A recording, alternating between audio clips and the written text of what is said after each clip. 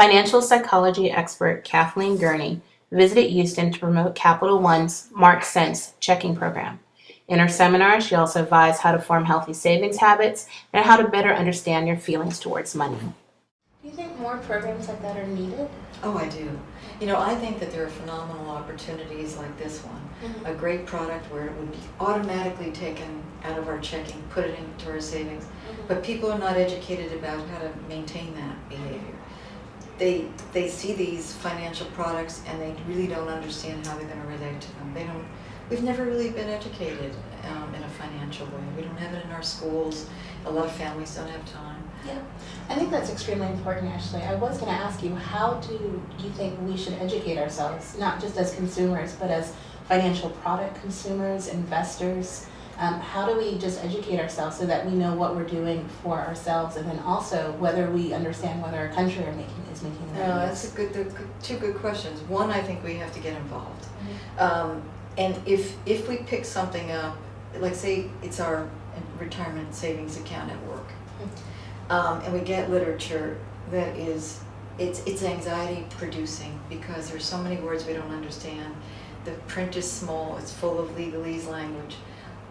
Walk into the human resource director and say, I need help really understanding this, and how will I use it? I think it's up to us. I don't think anybody's going to care about our money as much as we do. Right. There are so many free programs like this. Community colleges, look in the paper and see what communities are doing now to reach out to us.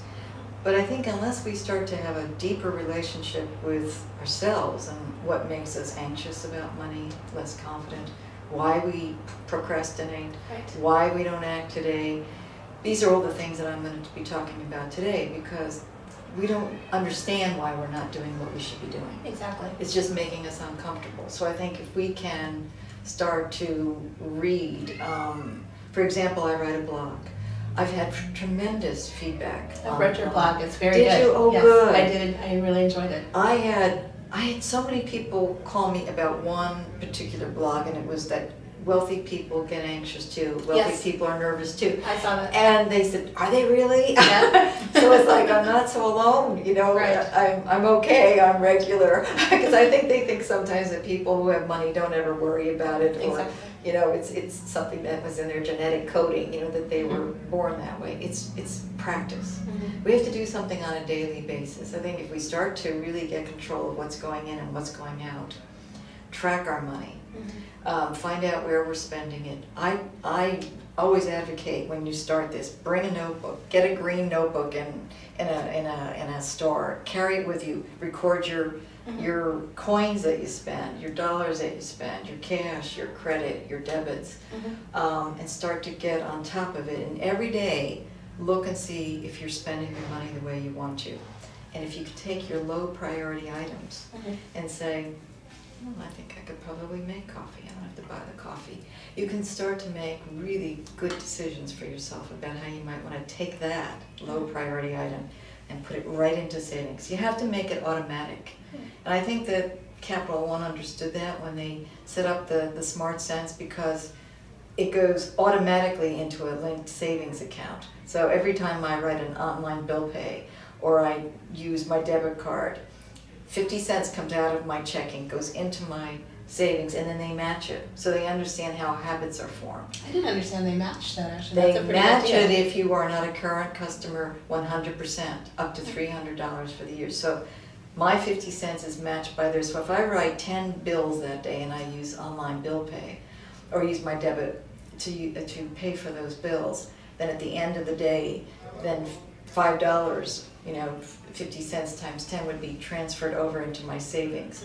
And then they will match that on my anniversary date of opening it up. So it really behooves me to stay with that program. And then they'll do it every year. So it's not just the first year that I set it up, and then there are bonuses for setting up. It's free checking. You just have to really stay, and it helps you stay on top of your money. And what it does is it starts to change the way you think about yourself. You think, well, I'm saving. I can do it. Instead of I can't. Right. It really starts to, I think, add some power to who we are. Do you think that people I'm wondering if we're all kind of in this mode where society at one point, it was very caring for people. You know, there were pensions and, you know, there was guaranteed social security and things like that. And I wonder if we're in this state of flux where we're moving from kind of more of a caretaking society to one where people really do need to understand that there might not be a net. And that they do need to take more decisions, you know, make more decisions for themselves. There isn't, you know, kind of a big brother government organization who will step in and care for you if for some reason your own resources fail. I wonder if we're kind of in the midst of where that's already happened, the net's gone, but people don't fully understand that it's gone. I think it's gone, and I think this latest meltdown, financial meltdown, if that didn't hit us over the head and wake us up, and that's why I think the timing is so very important now. It's in these times we have to establish healthy financial savings habits, because our greatest psychological need, our survival need, is security. And as you said, others used to make sure that we were going to be secure. Right. It's not that way any longer. Our pensions are up to us. Right. And they're not even up, I mean, we may not even get that pension, as we've seen. People lost a lot of their money. Yes. A company, you know, went bankrupt. They're not going to get their retirement. So we have to start putting money aside for our nest egg. And we have to be responsible. But I also think, and I think we have to cut ourselves a break as well, because it hasn't been all of our fault. You know, we've been almost brainwashed to believe that we're going to be okay. We live in the United States. We're going to be the most powerful nation in the world. Yes. We're hard workers, and if we work hard, you know, we'll be rewarded.